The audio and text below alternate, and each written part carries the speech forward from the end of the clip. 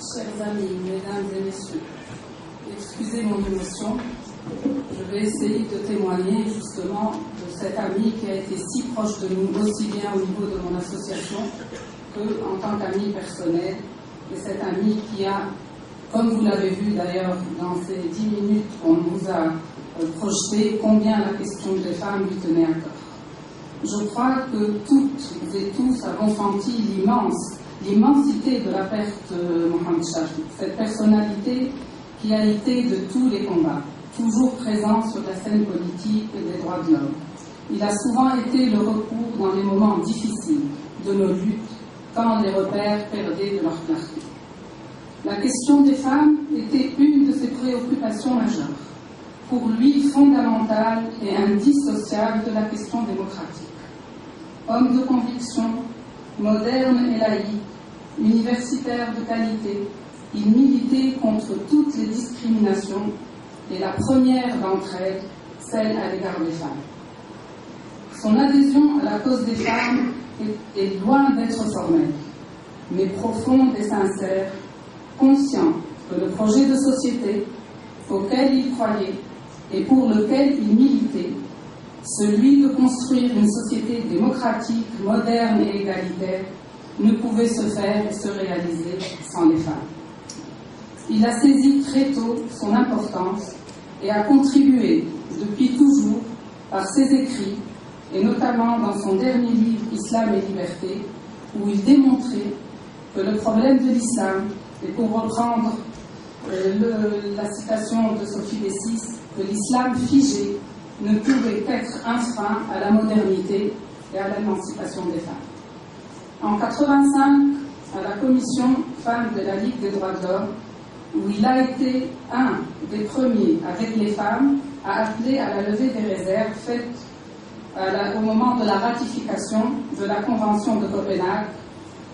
Pilier de la commission, il a été un des animateurs les plus marquants par son apport à la réflexion, soucieux toujours d'allier le savoir et l'action. Ami proche de la TFD, il a partagé nos préoccupations et a soutenu nos revendications.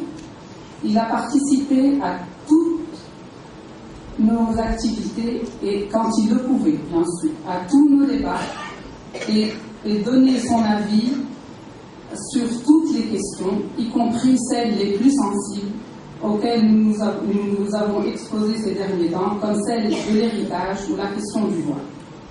Toujours disponible, chaque fois qu'on le sollicitait, il était d'un apport certain, même si parfois nous contestions le réalisme de l'homme politique, sans jamais douter de la pertinence de ses propositions.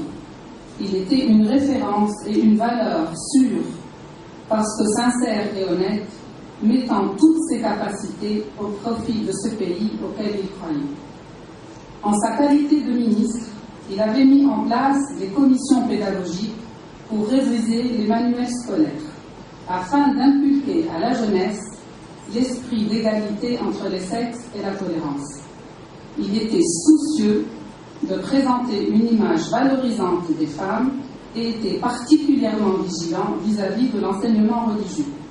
À cet effet, il a été à l'écoute de la société civile et a reçu le bureau de la TFD de l'époque qui lui a présenté ses revendications qui ont été prises en compte dans leur totalité.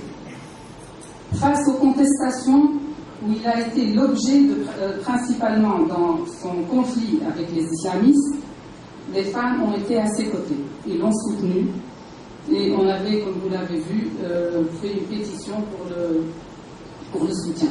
De même, dernièrement, il y a 2 ou 3 ans, quand il a fait l'objet de l'attaque de Chirfi, les femmes ont été à ses côtés.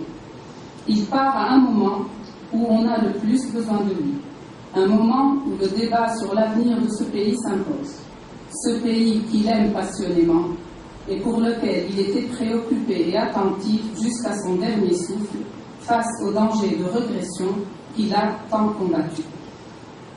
En lui faisant nos adieux, c'est une partie de nous-mêmes qui part avec lui. Je vous remercie.